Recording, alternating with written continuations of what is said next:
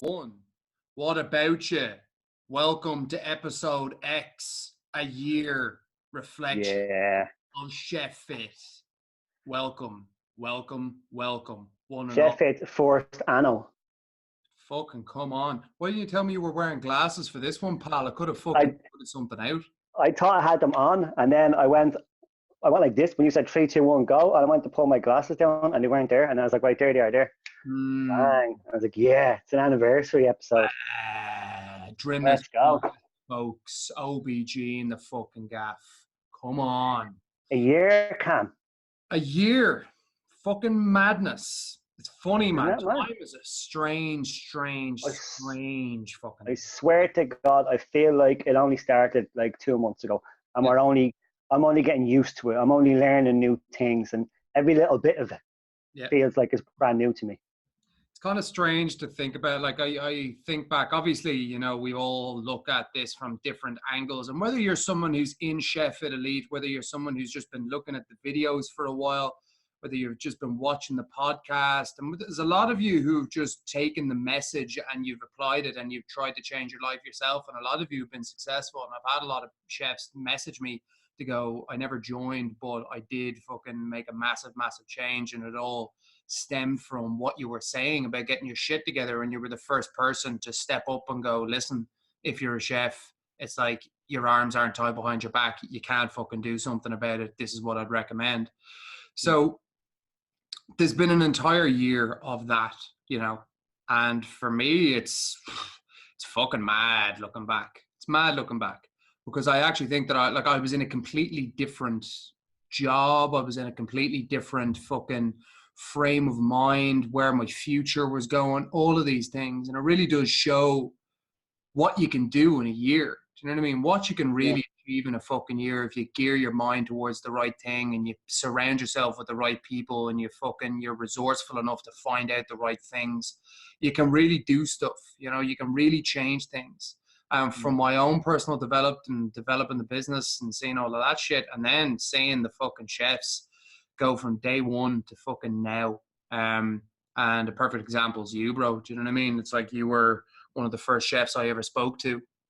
And it was so I'm not going to say childlike. It was so fundamental back then. It was not even, it's the wrong word, but you look back at something and you see how far it's come, and it's like looking at your fucking kid, you know, as opposed to now they're growing up and they're a fucking fully grown adult. And that's what I kind of see Chef Fit as in the past year. The beginning. Did you vision it going like that? Yeah. I think did, yeah. Like a lot of the times, like you can't, I don't blow my own trumpet a lot, but I know I have a lot of vision and a lot of fucking belief in what I do. Do you know what I mean?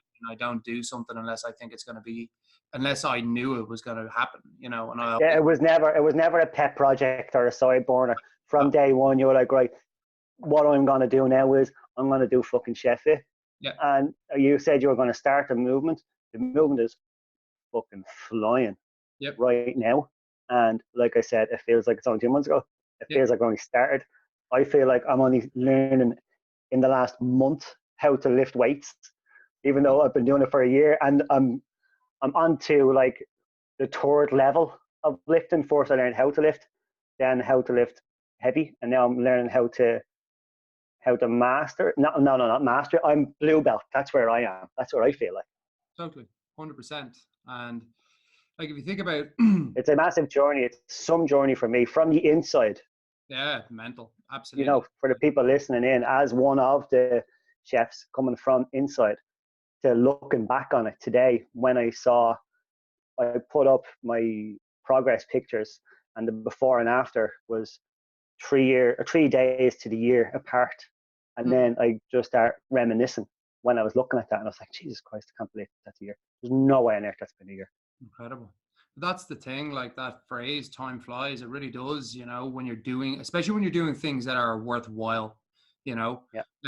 That's probably one of the fastest years of my life. But when it all started out, as I said, just to go back to what you were saying before, is like, did you see it kind of taking on? And to be honest, I really did think that this thing was going to I really believed, you know, that it was going to happen. And I, you know, when I go and do something, I make a decision and I fucking go all in and I burn the boats on it, you know, and I was willing to, you know, risk a fucking career. And I knew that there wasn't any other option other than to fucking get it off the ground and make it happen, you know? Yeah. And at that beginning stage, there was insane uncertainty. Like there was obviously just, there's an anxiousness of like getting this. It was unprecedented though. Yeah. Like, you know, I can remember to think about that. That's over a year ago that me and Ella went and shot the first ad, and a mate of mine, who's a guy called Lawrence, is a videographer.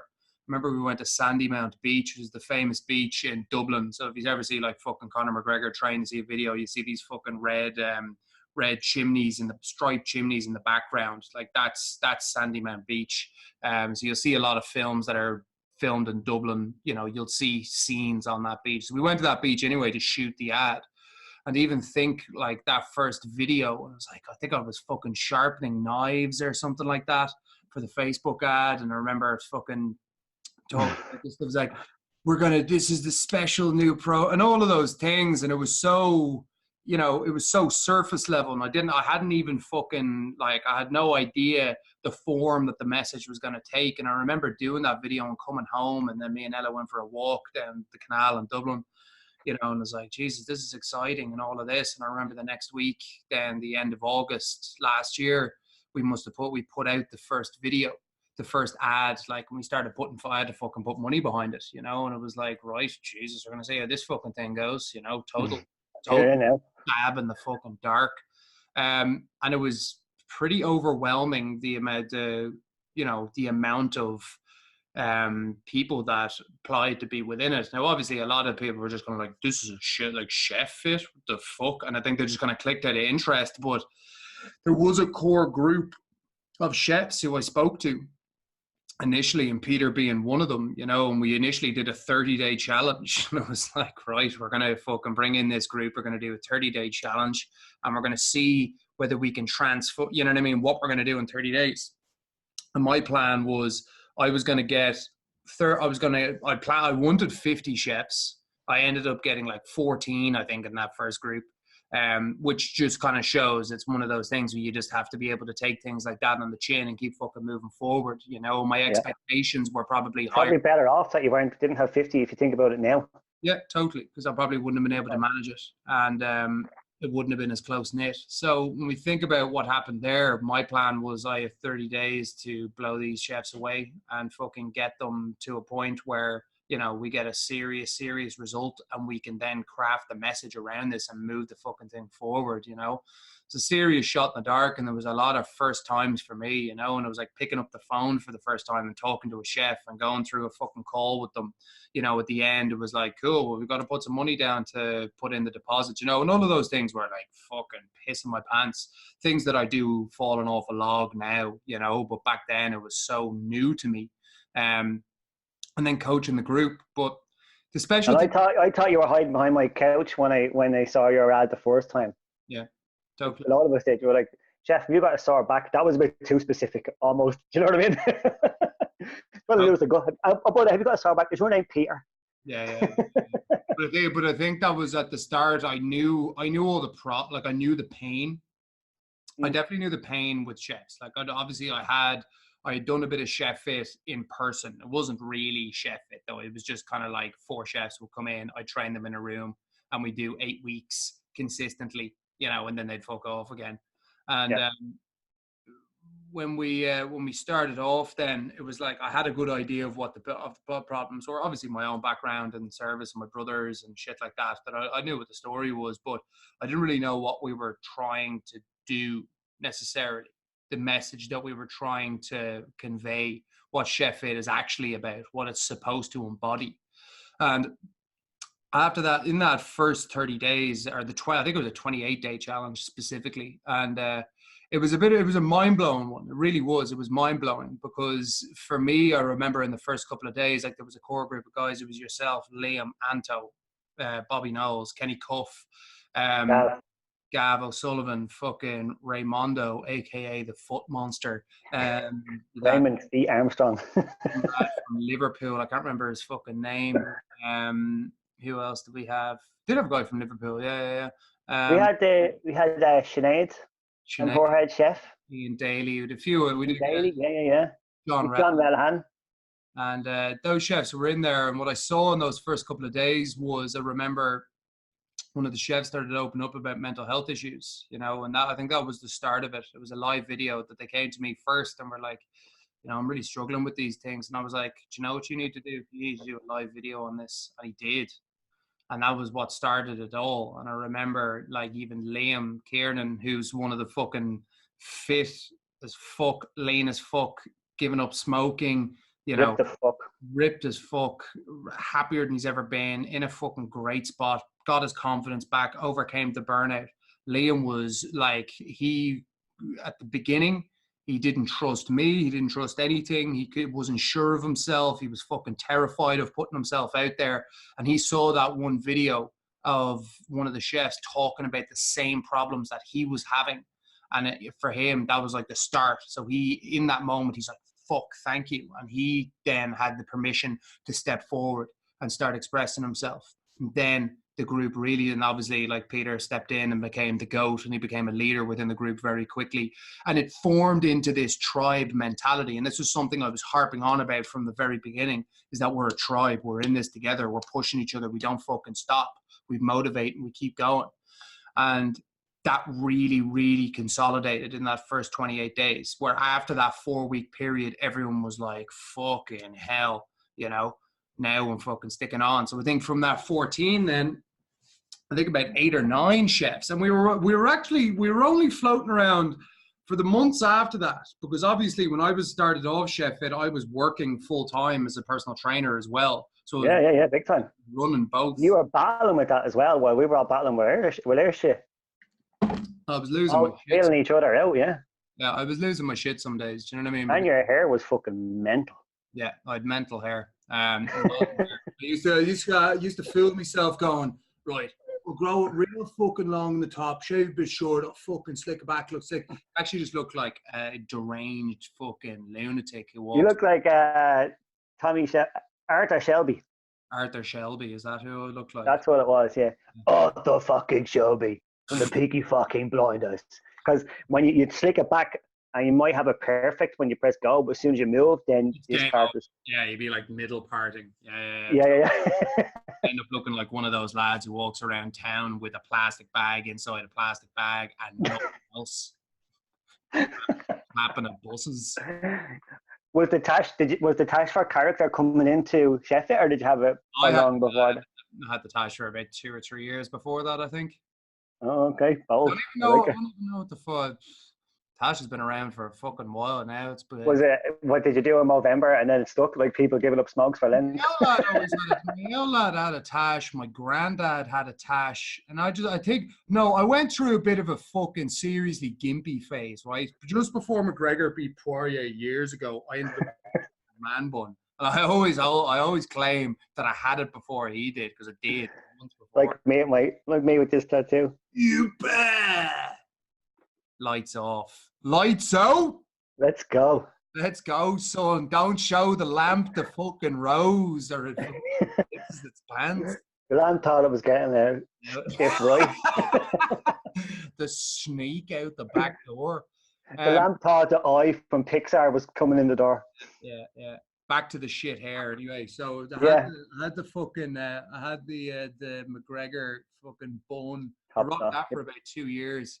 And obviously when you've got hair that shit, then what tends to happen is you get a bit squirrely. You get a very banana flavored with the facial hair.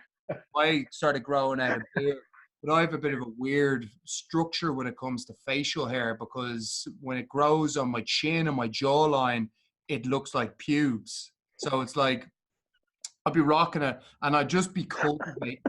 I'd be cultivating month in, month out, kind of going, right, one of these days, this is going to thicken out and it's going to look fucking badass.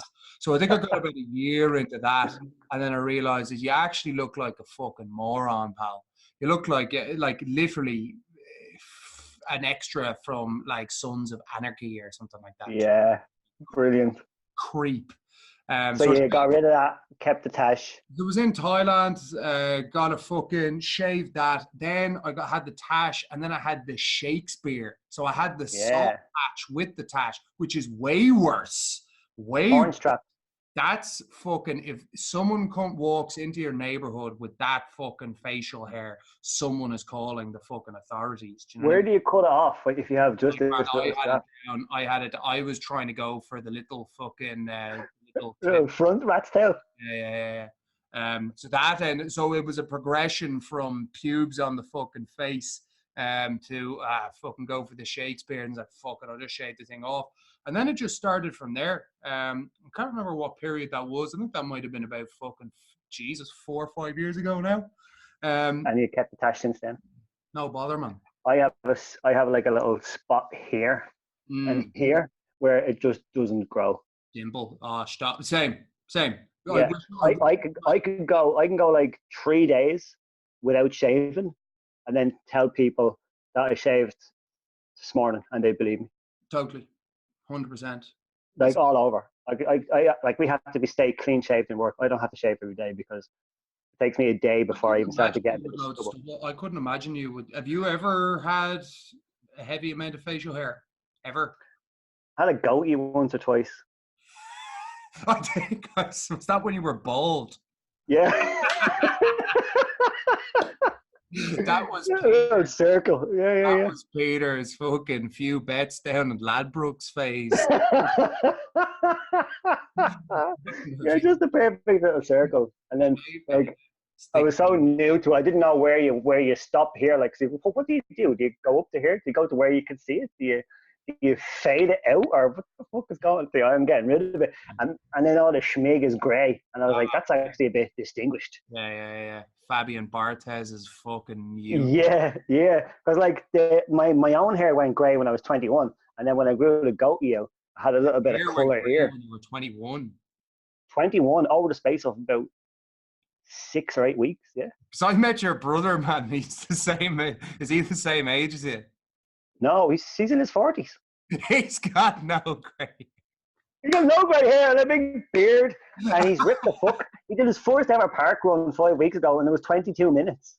Oh, it's hilarious. So and now he's under 21 minutes after 4 weeks. Yeah, he's a bit. I'm going to give this running thing a bash.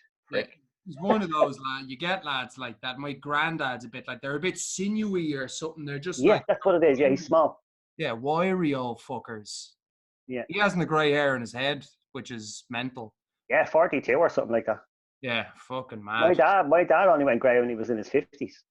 I was 21. I have this little bit here. As you can see, that's not grey. Yeah. But like, if you look, I'm literally all grey. Yeah. And I wouldn't change it if I had a choice. No, I think because it's not grey, it's silver hair, which is slightly different. It's like it looks like you've purposely dyed your hair silver. Yeah, well, you can't buy this colour. You can't buy this shade. Yeah, stop. So you wouldn't be going for the stubble, no? No, I can't do it. I can't grow stubble. I just look like a homeless bum for like I shaved like nearly 40 hours ago. Nice. Coming in strong there for anyone listening. He's just if he was listening in the car. Like my cheeks. The thing that kills me is the cheeks, because I just kind of get like the fucking chin strap as if I'm, driving to the fucking local Tesco in a fucking souped up Honda Civic. The chin strap into the goat. Right. That's dangerous territory. I'll take this hair follicle destituteness that I have in my face over. Do you ever see the one? It's normally fat gamer nerds that have it, where they just grow hair here. Oh, you ever see that one? Neck beard. Manky neck beard that goes into the chest, and there's nothing they can do about it, because like, where do you stop again? It's the same thing. Where does you can't have stubble all over your neck.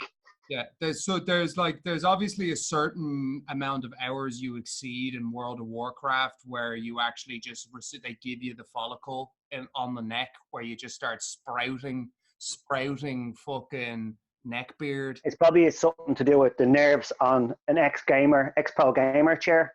Pinches something somewhere that your chin it actually stops here. forms into your neck. Yeah, that's what it is. One of these bad boys, so it's just a straight line of hair. Yeah, and then they have like a porno tash. Yeah. And then awful long hair, and they all look the same. Yeah, and a good layer of grease on the forehead. It's a good. They still won't beat me in FIFA. They won't beat me in Street Fighter. They won't beat me in Tekken. They won't beat me in Tekken Tag. No. They can beat me in Warcraft if they want. They can keep that game. That's a good niche. I should dive into that. Yeah. Neck fit. Neck beard fit.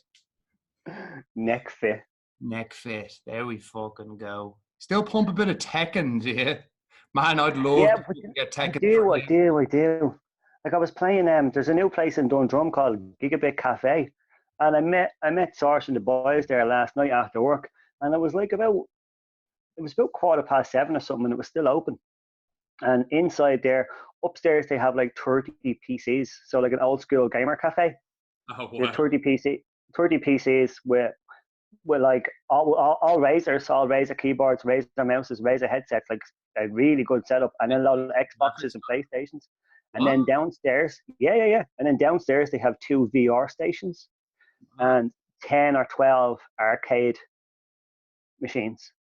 And you pay €1, you get 3 tokens, and each game costs 1 token. So €1 gets you 3 shots on the arcades. You got Street Fighter, Mortal Kombat, Teenage Mutant Ninja Turtles Lost in Time. Do you remember that game? Yeah. Fucking. Yeah. Is that on the SNES, or I think I had it on fucking, what the fuck did I have that on? Sega Mega Drive. Yeah. Yeah, and Golden Axe was on it and everything. Axe. Fucking brilliant. Fucking sweet. €1 for 3 goals.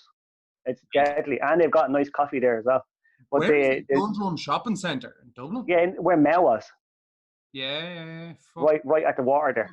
We're not talking some like crusty fucking internet cafe owned by fucking Yusuf around the corner. No. It's 3 Irish lads, and it's open there until the end of October, and then it's getting its permanent place in the Isle Shopping Centre. Why would they move it to the fucking? Why'd they move it to the Isle? The muck outside. Why would you move it over there? €10 with 10 minutes from VR, you were going. Yes, that. Let me show you. Fucking stick them in. Is that a joint, is it? Yeah. Remember that one? Is that a joint, is it? I can't drink. Get the boys in. Back to Sheffield. Yeah. Jesus, that was a fucking detour, lads. Wasn't it? Yeah. So anyway, once we finished that 30-day challenge, I was left with 8 or 9 core fucking crew members, and obviously I was running the 2 businesses at the same time. So I was on fucking. I was very much burnt out. For at least the fucking first 6 months of that, it was stressful as fuck. But again, I was loving the fact that it was the first time.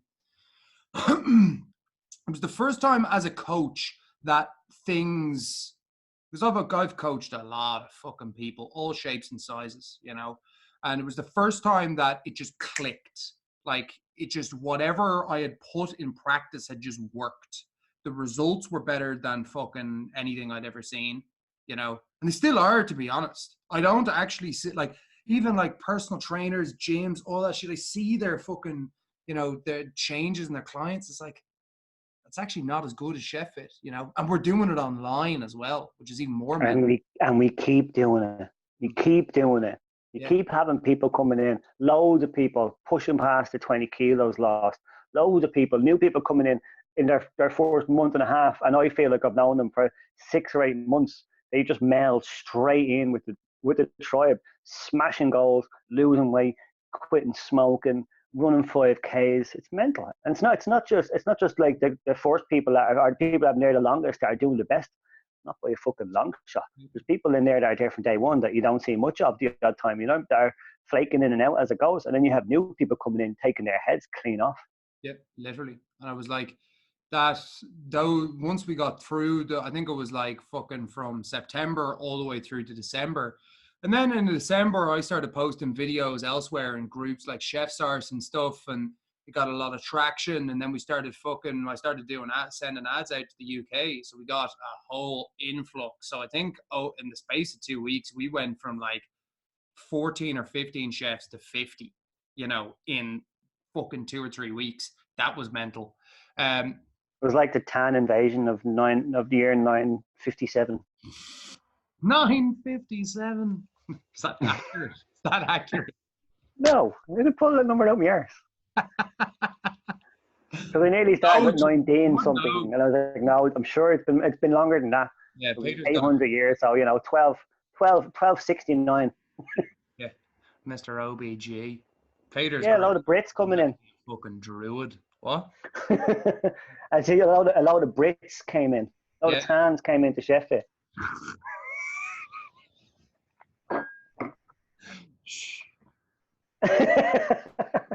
So, it was good to see as well. It brought an extra little bit of character into it, having different sense of humor, different personalities, different upbringings, and a different style of chef as well. Totally. It did definitely bring a different flavor when the English boys came in, and it was one of those things where it really spiced things up, because now you had like, I can remember for a while, like within the group, like Peter was the big character, you know what I mean? And Peter was out in front, like kind of by himself, giving it, like the lads would do their videos and stuff like that, and they'd put out, but Peter was really fucking putting his best foot forward there, and now we had an influx of fucking loads of different types of chefs, and chefs who were very, very driven, and it really elevated the intensity that everyone was working at, and it really elevated the push that people were willing to make. And at that stage in the game, after that influx, after Christmas, I quit my fucking PT job and I was done with it. Like, I was gone, and I took the chance. And then it was like, right, now this is fucking real. This is all I do, shit. This is better work now. Ordeal. But again, it was just that mindset of burn the boats. So, fucking, do or die. Like, you either want to fucking do this, or you don't want to fucking do it, and you have to make it happen. Like, if you have the fucking message, I believe in myself as a person to be able to manifest things and create things. Like, I've always been able to do that in my life. When I started off as a personal trainer, I couldn't get an unpaid internship. After I did my course, I was teaching the course, you know what I mean? And I'd done that just based off my own belief in myself to just push. Yeah, brilliant. So when I went full time with this, I knew it was going to be difficult initially, but I knew where it was going. And over the course of those couple of months, then, like, the group just developed, and I put things within, and it just matured over time. Like, we moved from the Facebook group, got rid of the Facebook group, we moved over to our own app. And I've made things even more refined in there. And the results were just getting better and better. You see what happened over the course, and this is a really important thing to take away, is that over the course of a year, like, we always talk about this concept of it being a marathon, not a sprint, and you have to lose the fucking instant gratification that you've got. I speak about this all the time, red pill, blue pill. Like, this red pill that a lot of chefs take, where they want the quick result, and they don't want to have to change permanently, and they'll just do this for a couple of weeks and see how it goes. But that never works.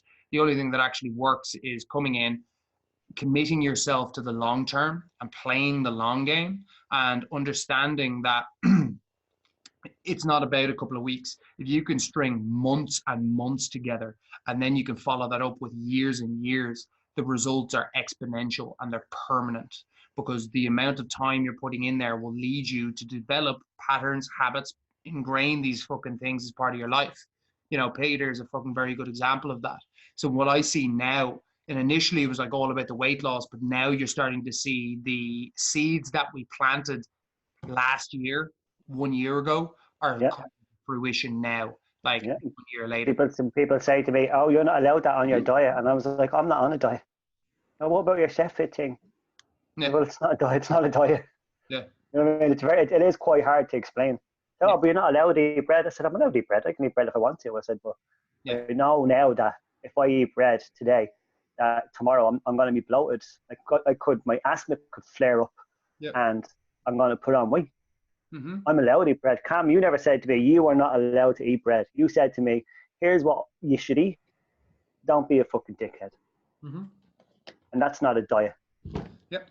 That's a structure and a principle. Yeah, and now it's a habit. It's not a diet. It's just the way I eat. Yeah. So this is what, like, I broke it down into steps. This is the steps of the nutrition plan. It's this fucking simple. These are the things that you need to focus on eating. These are the things that you need to avoid. And basically, it's a case of like the structure of it. You know what I mean? Like, okay, for breakfast you have this, or you have this. For lunch you have this, and then for your dinner you have this and this, and a shake. And then if you're going to snack, you're going to have this and you're going to have that.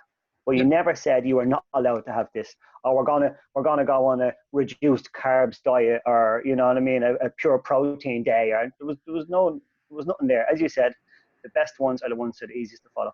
And again, I didn't use the word diet there because that's the last thing it is. That's not what chef is. That's the way I eat as a person. My mom, Elria, she pops up in the podcast a lot. She doesn't get it.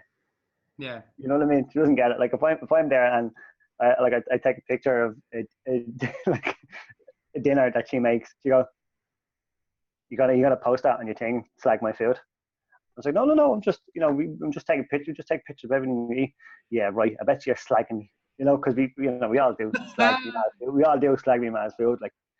But that's just banter around the table. But she literally thought I was taking pictures of it.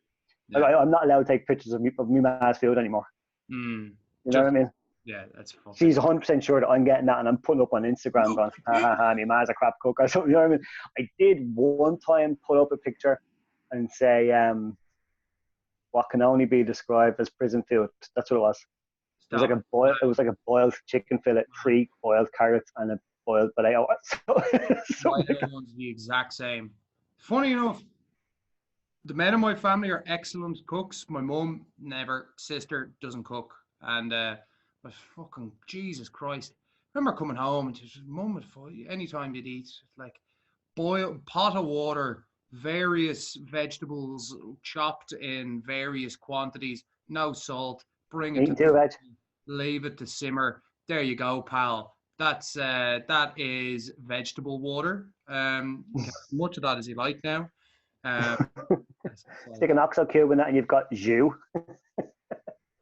What the thought process? Actually, like doing mad shit, like fucking, like she'd be cooking stuff with mad orders. Do you know what I mean? Be like have the pot on. We'll just do it now. Just nice and quick. It's like cooking a fucking bolognese or something like that, and you've already fucked the mince in. You haven't even chopped the onions yet. You get the garlic out. It's like, what's even happening here, man? Fuck me, Anyway. My ma was the same. She was boiling everything on the veg and the potatoes, and then all meat was just grilled, like chicken breasts. You sat there and ate it like this, snapping pieces are off. Like just grill it. Grill max strength. 20 minutes each side. That's a chicken breast. Yeah. Or fish fingers. Everything is like that. Sausages, black. Everything like that. Yeah, me and my two, both black. Both my brothers and myself, top chefs. Both my sisters could cook their ass off. My dad's a massive foodie. It's just can't cook, and that's fine. She was always working, right? And my dad was always working, so my oldest brother would make dinner for all of us every day. So I remember when I was about 14 or maybe 12 or something like that, and I always just refused to eat my vegetables and stuff. I was like, oh, they're bleeding horrible. And he's like, eat them bleeding carrots, and I was like, no. And he said something, and then I tasted it, and I was like, that tastes completely different. It was crunchy, and it tasted. I think I said something like, it tastes like an orange or something like that. I said, that's because I didn't overboil it. I didn't overcook it. I was like, whoa, that's what started me off going towards being a chef, because I was like, hold on, everything doesn't taste like shite. Everything tastes like shite. Oh, classic. Another habit, well, now as well, again, when I was down with my ma's, and she was like, we're going to come to thing on Wednesday? And I said, no, because I'm working from 6 till 3, and when I go home, it's going to be 4 o'clock. So by the time I get back from the gym, it's going to be 5:30, 5:45. And she goes, well, how about you don't go to the gym? I says, no, I am going to the gym. She says, do you have to? I said, no, I don't have to. I said, but I I'm not even that I choose to, or that I said I am. It's Wednesday. I'm going to the gym. And that again, that isn't something that I have to do. That's not. It's just sometimes it can be hard to explain. But I mean, that's a habit that is in place now. That clicked in with me there about maybe 5 or 6 months ago. I was like, right, what time is it? 3 o'clock. Where am I going now? Going to the gym. Exactly. Consistency of your routine is so important, and these are the seeds that get planted. This is like what I've tried to do is, and how I understand, like anything I've tried to do within ShefFit, like we were talking about the nutrition plan and the simplicity of it. That was just down to me kind of like I tried so many things. Like obviously I've been into fitness my whole fucking life, so I was a heavy kid as a teen, and I fucking always tried, like I was always doing diets and fucking mad shit and just trying things out as you do when you're a youth of the game, let's say. But as I kind of grew older, especially when I was powerlifting, I was like, when I got to my leanest, I had a revelation because I realized I wasn't actually conscious of the only thing I was doing was applying the same structure on a daily basis. I eat 3 or 4 good meals. That's it. I eat 3 meals and 2 snacks, or I eat 4 meals and no snacks. That's it. And it's like I'll prep my food for the week, or I'll make sure that I've got a consistent stack of stuff. So I'd go into work and I'd be in this gym from 6:30 in the morning till 10 o'clock. We had a kitchen upstairs. Cool. Well, I'd go and do my week shopping. I had a fucking George Foreman grill there. So I literally lived off. I used to buy fucking beef, fucking rancid grill steaks and fucking sirloin. Cheap as chips. Round steak. Yeah, exactly. All I could fucking afford now, but I'd stick that in the fucking grill. I'd have that with fucking a bit of Uncle Ben's microwave rice, and I'd have some spinach. Now, if I was at home, I'd obviously cook something far better, but when you've got a fucking George Foreman grill and a microwave, you have to fucking get creative on it. But it was the consistency that was key, because I was doing the same thing week in, week out. Some weeks I'd prep, some weeks I'd just buy that stuff and I'd have it to grill, but I always did it. And it wasn't that I was trying to specifically do something with my nutrition. I was just eating solidly 3 or 4 times a day. I made sure each meal had a good portion of greens, a good portion of protein, and a good portion of carbohydrates. That's it. Done in a fucking nutshell. So when what I saw then was the questions I kept getting from clients. What's the best diet? Should I eat this? What's the best that? Well, how many calories should I have? And all these questions to me are just like out one ear, in one ear, and out the other, because I never used them personally. And anytime I did use them, I could never sustain them. So what I understood was, like, I'm not fucking Billy fucking lettuce leaf, and, bit of fucking a chicken breast, and that's all I fucking eat. Like, I can't stand that shit. I like eating. I enjoy food. I've always been someone who's fucking, it's part of my family. Like, we cook. We like good food. I like a couple of glasses of wine with a fucking. Not going to work with chefs to tell them to have boiled chicken, steamed broccoli, and rice 7 days a week. It's not going to work. Or you're fucking eating out, or whatever the fuck it is. It's like, you got to understand that it's like, I never ever wanted it to be a diet, because diets never sustained me. So I just had to find a way of eating that was sustainable for the rest of my life. That's the philosophy that I brought to ShefFit. Now, the reason why it worked is because it's very, very applicable to ShefFit. When I thought about all these philosophies that I had about training, about nutrition, about organizing your life, they apply directly to chefs. It's the same thing with training. Move every day. The simplicity of move every day. Sure, it'd be great if you were getting into the gym 3 days and you're getting 3 or 4 cardio in, but to be honest, even if you were just getting fucking 7 cardio sessions done in a row, that's probably far better than what you were doing before, and it's a good starting point. And then from that starting point, you can then build into adding fucking layers to it. But it's the simplicity of it. And for me, that was a big part of mine, because when I was starting off, when I started running this program, I started running business, I became very aware of my own mental health, and I knew I was someone who would get anxious, have a lot of anxiety about things. I'm very high strung, stressed, and tense. And what happens is, I knew the days that I didn't exercise, I knew my mind would go to a dark place. I knew the days that I did exercise, my mind would be fucking clear. And I realized that chefs are in that same position, where you're in this really stressful environment and you've got fucking all this anxiety, that it's fucking, if you're not doing something on a daily basis to clear your mind, you are on a fucking road to, you know, destruction. So that was the idea behind Move Every Day. And it was something that worked for me. And then I knew it would work for chefs, so I applied it there. So those two philosophies there, the simplicity of it. Now, the reason why these things needed to be kept simple was the amount of time that you could apply them for. Like if you, Peter's a good example, Kenny's a great example. He's 40 kilos down. Does Kenny count calories? No. Does Kenny fucking do any mad shit? No. Kenny just... Is he on a diet? No. Just fucking keeps putting his fucking head down week in, week out, gets his training done. And it's like, if he gets to a week and it's like, well, I didn't lose any weight this week and I haven't really seen a change. Cool. But you know what you need to do, man? It's like, you need to reduce your fucking portions of carbs here. We need to dial in our fucking snacks over there. And the fact that the chefs consistently put up their food pictures allows me to go back and look and go, hey, change this, change this, change this, which is the system constantly works and it rotates.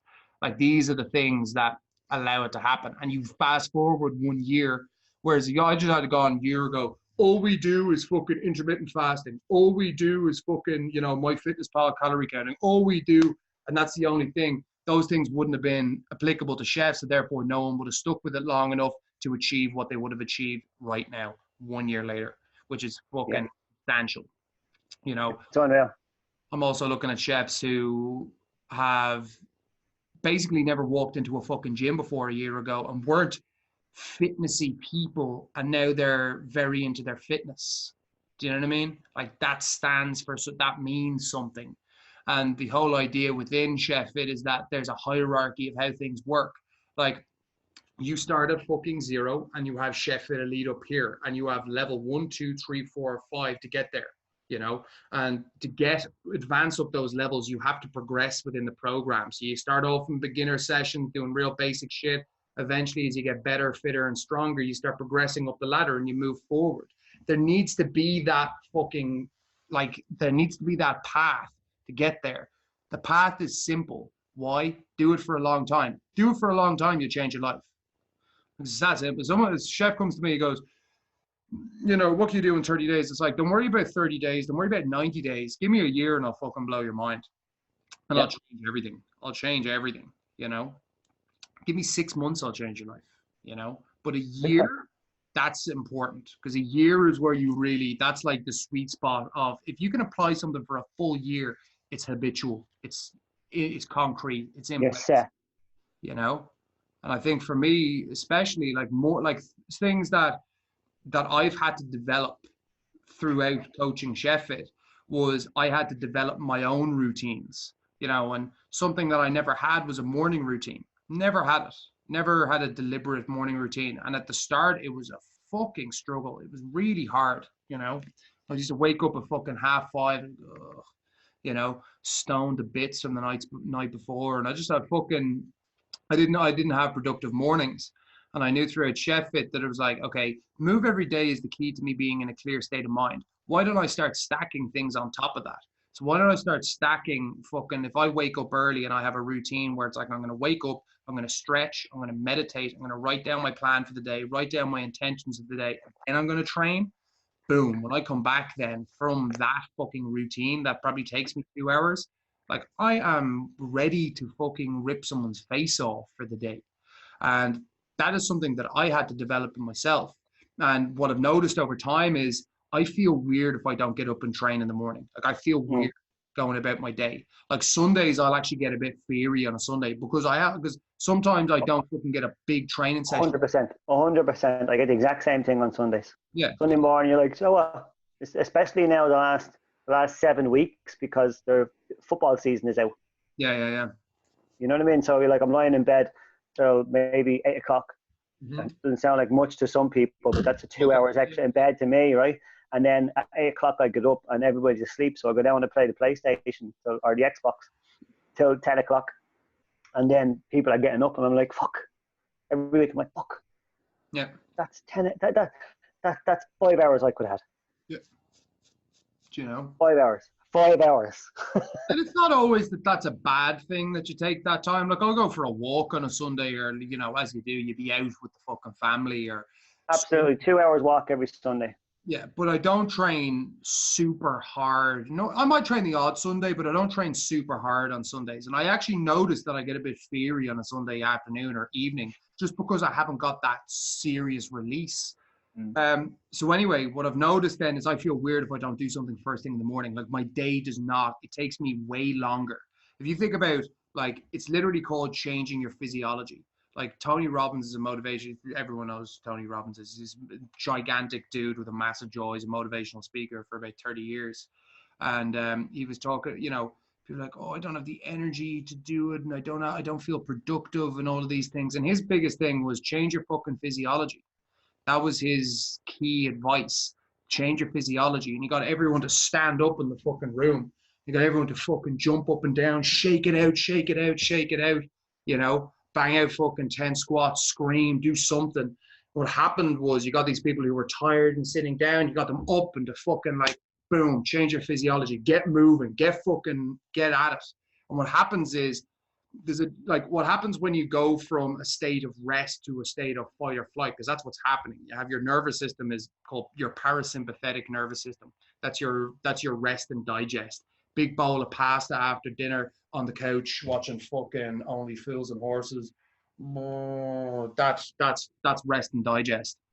When you wake up in the morning, you're in that mode, you know, and that's why people, oh, I'm not a morning person. My routine is designed to get me out of that fucking rest and digest. And when I'm in the gym or when I meditate, cool, now my breathing's under control. Set my intentions for the day. Now I've got a clear plan. Now I go and train, boom, now we fucking kick this thing up. I'm going to walk out of the gym. Some days it's good, some days it's bad, some days it's mediocre. It doesn't really matter. The most important thing for me at that stage in the game is that I've got myself into a positive frame of mind and my body is ready to go. So I'm jumping on videos at 8:30 in the morning, 8 o'clock in the morning, and I'm not like I'm able to talk and articulate. Yeah, you're at it. You're fucking at it. 8 o'clock in the morning, you're buzzing, like you're proper at it. Yeah, whereas most people I talk to, they're like, walking into a fucking office at 9 o'clock in the middle of town, you've got 2 jackets on, you need fucking 3 coffees to get yourself awake because you're like, it's like you're not, you need to fucking kickstart the system. And that's a true key to being satisfied and happy is solid morning routines. Not only the reason why I still think like I'm working hard to get into the routine, even though I have it, is because mine is built around structure and expectations, and I kind of levy it on expectations. Yeah. Does that make any sense to you? Yeah. So I feel like if I don't do my bit and post my bit, that other people will know straight away, because I notice if people don't do their bit. I can, you know what I mean? Yeah. So like part of the routine for me doing it every day is because if I don't do it, other people will know that I don't do it, and I that's what I say to myself in my head. Yeah. So it is. When I think of it that way, it doesn't feel like a natural routine to me yet. Still, as I said, I'm still learning. I'm still a student here, and the way I'm leveraging the tribe in that way is the way I'm able to do it consistently.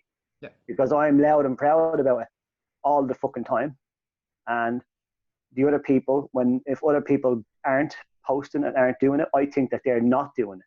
Yeah. So I hear a lot of, I'm back, lads, or I'm you know, I feel like, okay, so nothing track last week. Oh no, I did my three blues and my 3 greens, you know, and I'm going, I instantly say, no, you didn't. Without any evidence, I instantly say, no, you didn't. Because if you did, I'd fucking know about it. I'd see it in you. Because if I do it, I want to show other people that we should all be doing it. Totally. Do you know what I mean? Totally. I spoke about this before, but it's an identity that you form within a tribe environment. You know, when you start expecting, like that expectation level comes from the identity that you have. You know, it's the goat, it's the fucking, you know, you build yourself up to be this, and therefore you have to rise to the occasion to, it's like you brush your teeth at night to maintain your identity. Because what happens if you don't brush your teeth for fucking 7 days, then you're probably going to be growing a fucking Shakespeare, and then you'd probably be carrying around a plastic bag within a plastic bag, and you're screaming at buses driving by. You know, that's what tends to happen. But you wouldn't let yourself do that. you'd brush your teeth because you don't want to become the bag, not the bag man's the wrong word. And because The man with consistency bags. creates success, and I have to do it. I have to keep it up. That's the way I feel. That's where my routine is. I feel like I have to keep it up because it's not just me. Yeah, it really is. Every single workout I do is not for me. Every single cardio session is not for me. The food pictures I post every single day, lovely clean fluid. I'm not putting up them pictures saying, "Oh, look at me." I'm putting my pictures up and my workouts up saying, "Oh, look at you." Yeah, totally. That's the way it has to work. That's the way it does work. That's the way I do it. That's why I use ChefFit as a tool. And as we look at that over the course of the year, then like now that we're kind of we've been up and down around fucking Jesus. I think we got up to 70 at one point. I think now we're around 60, give or take. And the tribe is just it bolsters stronger and stronger. And that core group of chefs who've been there since day one, they grow stronger and stronger, and better and better. And you'd see the people who've really stuck with it. And it's funny to think that there's people that started at the same time as you that gave up after a month. And there's people who kept going, like yourself and Liam and all of these people who've been in since day one, and they've been in a year, and I look at the transformation, and it's sad to see when a chef has come in and all the best intentions in the world, and then throughout their own, whatever excuses, whatever they've got, whatever reason they had for leaving, they're just gone, and it's like, man, you could have fucking changed your life. You really could have. You had the opportunity to do it, and I'd say they're kicking themselves in the dick when they see the likes of any transformation. Kenny Cuff, for example, or I do post mine all over the camp, like not just within Sheffield. I post mine on Instagram and stuff like that, and you'd be bulling if I was somebody else that missed out on this. Yeah, totally. You'd be bulling. And that's the thing. Your commitment to the fucking cause and the long game. Did we just do the exact same? We did, yeah. Now the right hand. So that was my right hand. Yeah. Oh fuck, it was, wasn't it? See? Because you're on the other side of the screen, like. Yeah, I'm in Australia. Yeah, man. Fucking out, man. What are your highlights without having time to think about it properly? Like, obviously, we both say the summit could have been the absolute pinnacle of the year. Yeah, summit was massive. Summit was massive. I think there was a period after I came back from San Francisco, and I just remember coming into the group and everything. You went into fucking overdrive then. Yeah, everything. You were like, right, this is it now. You took a lot more seriously then, or not that you weren't taking it seriously before, but you'd been in America where everything is intense and focused. And then you come back to Ireland where it's, look, we'll have a cup of tea and we'll have a look at it in the morning. We're like, no, lads, listen, we are stepping up now. Yeah. I got around some very serious people. I remember I said to Source a while ago, I said, if Cam was in America and started this in America, he'd be a millionaire right now. Yeah, because it's like fucking... Yeah, I remember, but that was a period where because that was a turning point for me, because I came to States and I'd really fucking stressed out. Things probably weren't going the best, because I was like fucking, whether I was under pressure, stress-wise, trying to figure it out. Fuck, how am I going to get more chefs in? All of these things. And I remember when I came back, I just totally shifted perspective, and I was like meeting, like I was going, like colleagues of mine who I'd know, who all run their own foot, like they'd be coaches themselves, and I see what they're doing, and it's like, I remember we were going to a seminar, but like we were waking up at 4:30 in the morning to go and fucking train, and and I'm sitting there and I'm working along, be like, normally it's very much just me by myself, and then I'm seeing them, I was like, fuck, right? So when I came back then, I had a fucking very I faced a lot of shit in myself. I faced a lot of shit in my relationship, and I was like, okay, let's fucking go. And I remember that was a turning point. I remember we really fucking hit another level then. As we stepped forward after that, that was a big highlight for me. The summit was a massive, massive highlight. I look at the summit as a culmination of the first year. Yeah, totally. Because there was a Christmas feel to it. There was a 25th of December, end of the year type thing to it, Yeah. Remember, we were like, 30 days and 2 weeks. It's summit week. And then, people are showing their flights, tickets, people flying in from all over to get to it. And then it happened. And then afterwards, it was literally the 26th of December where we're like, well, what? yeah, Now what? yeah. Now what? And then we had the Sunday off. And then Monday, I was like, right, Go. let's go. Monday morning, off to work, 3 o'clock, go to the gym, we're back at it. Yeah. You know? But we don't need that thing to look forward to. We don't need that target. You know what I mean? This is the structures are there. We had our weekends. We all found ourselves. We all got an awful lot closer. We all connected. The tribe got so much stronger. How many was at the summit? Was it 20? 20, yeah. 20, yeah. 20 strong, pal. Yeah. That was a big one for me. That was a surreal one, to be honest, because it was, as I said, the culmination of a year's work, but it was like a year of bringing together chefs online, and to see the closeness of the bond, the tight bond that was there immediately, you know, and the comfort that I had just standing up in front and just going, listen, like, this is the fucking, and meeting somebody I've never met personally in my whole entire life, and the second I see him, it's massive fucking hugs. Yeah, totally, yeah. Which is in the middle of O'Connell Street. That's incredible. Totally insane. So that was incredible. I think, like, to be honest, there's a lot of small little moments that I love, you know what I mean? And that's just seeing, like, maybe it's a breakthrough transformation for one of you. Do you know what I mean? Where it's like, let's say it's, you know, Kenny hitting the 30K. Yeah, seeing Kenny or seeing yourself or seeing guys like Jasper and fucking Jimmy, like seeing chefs who coming from the fucking brink of destruction, basically, and changing their life. Like, those are the moments that I fucking get into this for.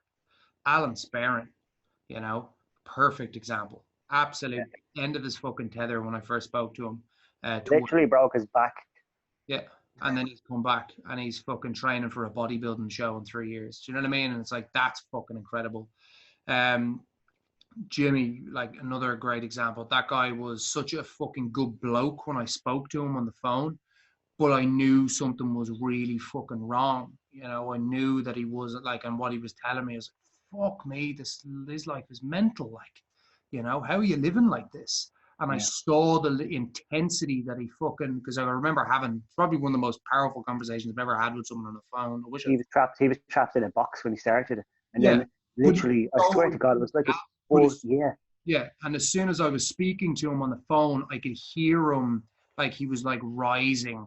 You know what I mean? He'd started in Real Sheltered, and as soon as we started talking about goals and we really crafted it, you know, and how we were going to fucking make it happen, and he was like, I don't think I've ever had this much hope in my life, you know, and he just attacked. And like, I looked at his before and after pictures there.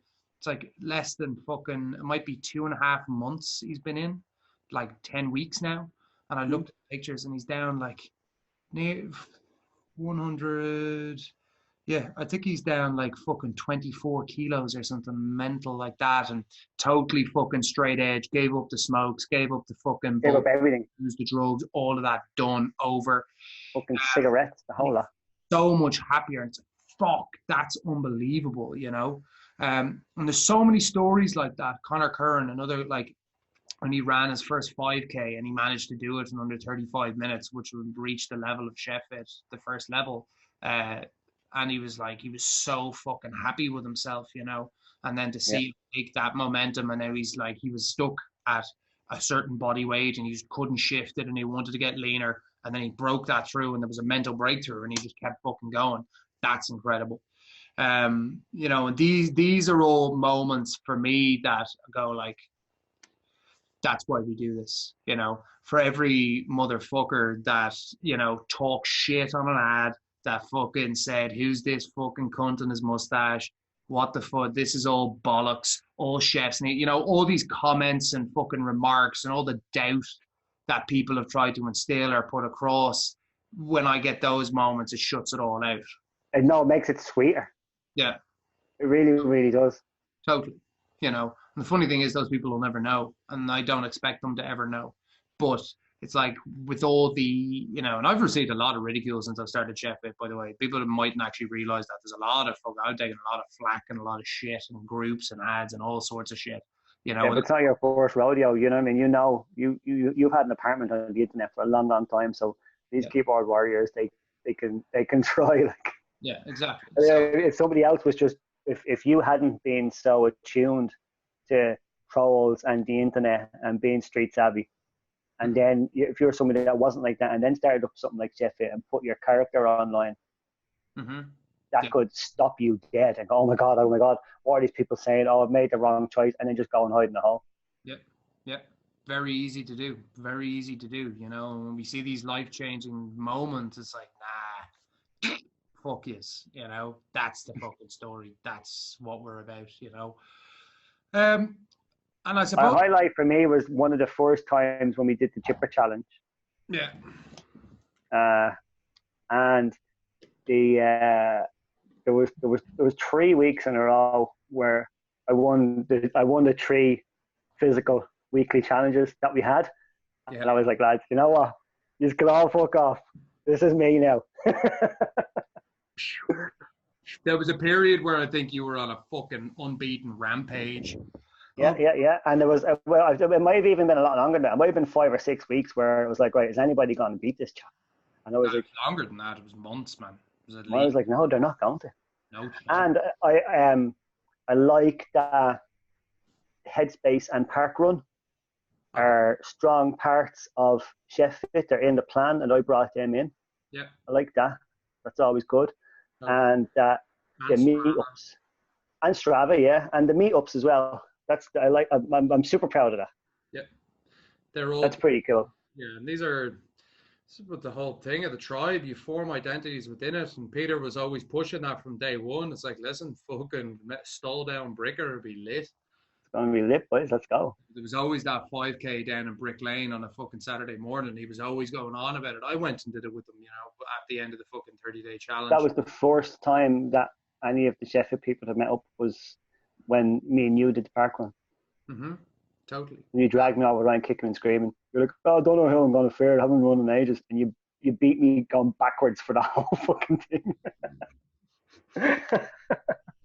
Couple of weeks later then, Gav, Bobby Knowles and Limo came out to the parkrun.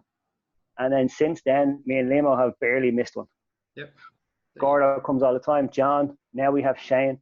I've invited Al to every single parkrun now for 23 weeks or something like that, and he hasn't taken me up.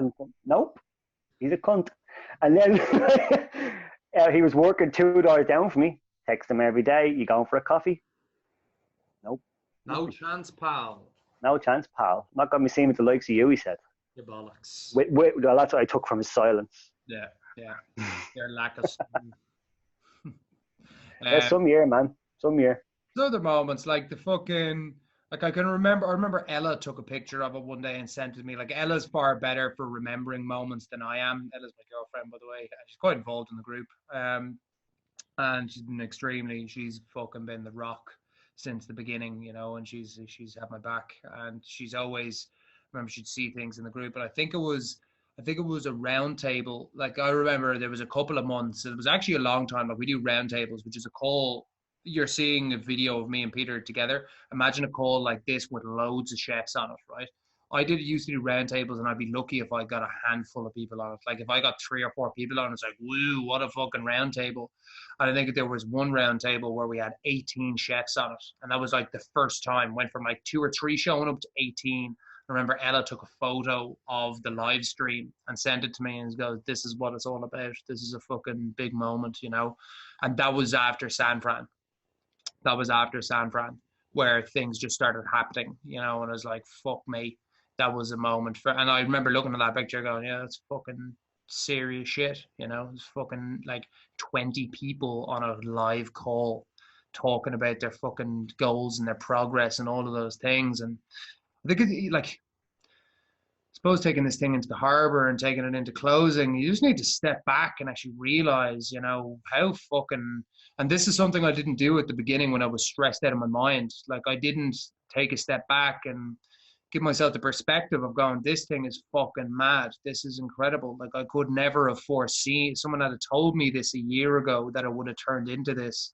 I would have fucking taken your arm off. I wouldn't have believed you, you know. And to see and you've worked hard enough for it, you know. Like you've literally changed my life. Like you literally have changed lives. You literally saved lives. Totally. And yeah, when you step back and you look at the fucking whole thing, and you look at I suppose I look at the changes in you guys and the things that you're all doing now and the connections that are made, and it's like, fuck me. If I just had not taken a chance, none of that would have happened, you know. None of it would have happened. And that's a weird thought to have. But the fact that it has happened, and I look at how fucking amazing it is, and I look at the group, and obviously there's hard times, you can get trapped in the moment and all these fucking things, you know, like there is with anything. It's incredible that there's now a movement that chefs are in, that they're making massive, massive changes. And I really, truly believe that we are changing an industry or a narrative about an industry, and it doesn't need to be worldwide yet. You know, it doesn't need to be every chef in the world knows about it, but it's one chef at a time, you know, one chef at a time. Things will start to change, and slowly but surely people will start to realize that you can do something, that you can change, that you don't have to just fucking accept a life of mediocrity and fucking quiet desperation for the rest of your days, that you can actually create a good lifestyle. You can fucking get yourself into great shape. You can be super confident. You can have loads of energy and motivation, and you can do it while working in a fucking kitchen, you know? And that is something that is pretty fucking cool, if you ask me. And with that, we keep it fucking rolling, son. Give us a thumbs up on the video. Give us a subscribe on the channel, iTunes and Podbean. Create a profile. Get involved. Subscribe to the channel. Leave reviews. Check out that Chef Fit sticker, boy. Share it on any social media platforms that you have. Tag a chef if they need to hear this. And to another year. To another year, brother. Fucking Bosh! Peeps, that's our episode for today. Episode X. It's been a pleasure. 1 year in Sheffield. Thanks everyone for the support so far. We were only going onwards and upwards from here. Fucking batten down the hatches. Lock up your fucking sons and daughters. Sheffield. Buckle up, Buttercup. Boy. Peace. Yeah!